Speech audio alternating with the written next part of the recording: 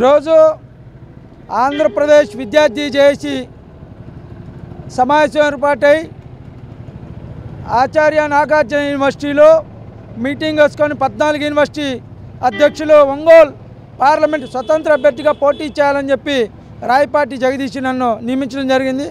దానిలో భాగంగా మరి ఈరోజు నామినేషన్ వేసా.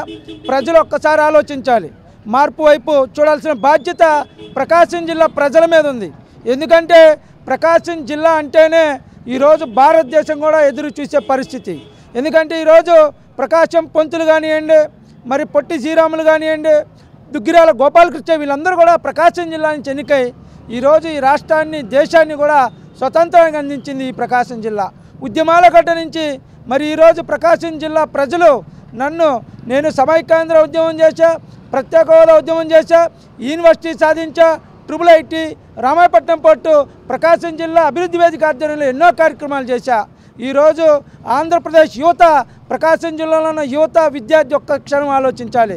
మీకు ఉద్యోగాలు చేసుకోవడానికి రాజధాని లేదు, అడిగేవాళ్ళు లేరు ఈరోజు. ఎందుకంటే గత సంవత్సరం నుంచి 40 సంవత్సరాల నుంచి ఎద్దులు గుద్దుకుంటూనే ఉన్నాయి, ఎవరు కూడా రాలా. 2 ఎద్దులు గుద్దుకుంటూనే నువ్వెందుకు పోటీ చేస్తావంటే 40 సంవత్సరాల నుంచి పోటీ చేయకుండానే ఉన్నారు. ఏం చేసినాయి అని చెప్పి అంటున్నా. కాబట్టి ఈరోజు ప్రకాశం జిల్లా విద్యార్థి యువత ఒంగోలు సత్తా మరి పార్లమెంట్లో నిలపాల్సిన బాధ్యత ఉంది. కాబట్టి ప్రతి ఒక్క ప్రజలు కూడా ఒక్కసారి ఆలోచించి నేను స్వతంత్ర అభ్యర్థిగా దిగా, నా సింబలు మరి వచ్చిన రంగాల్లో మీరందరూ కూడా నాకు ఓట్లేసి గెలిపిస్తే ఖచ్చితంగా SC, ST, BC, OC వెనుకబడిన వర్గాలందరికీ అంబేద్కర్ జాతీయ సహకార బ్యాంకు ద్వారా న్యాయం జరుగుతుంది. అదే కాదు ఈరోజు సివిల్ స్కోర్ పేరుతో వేధించబడుతున్న వాళ్ళకు కూడా న్యాయం జరుగుతుంది. మరి ఫీజు రియంబర్స్మెంట్ ఈరోజు జగన్మోహన్ రెడ్డి మోసం చేయడం జరిగింది. ఫీజు రియంబర్స్మెంట్ లాగా ప్రజలందరూ కూడా అల్లాడిపోతున్నారు. వాటి మీద పోరాటం చేస్తా.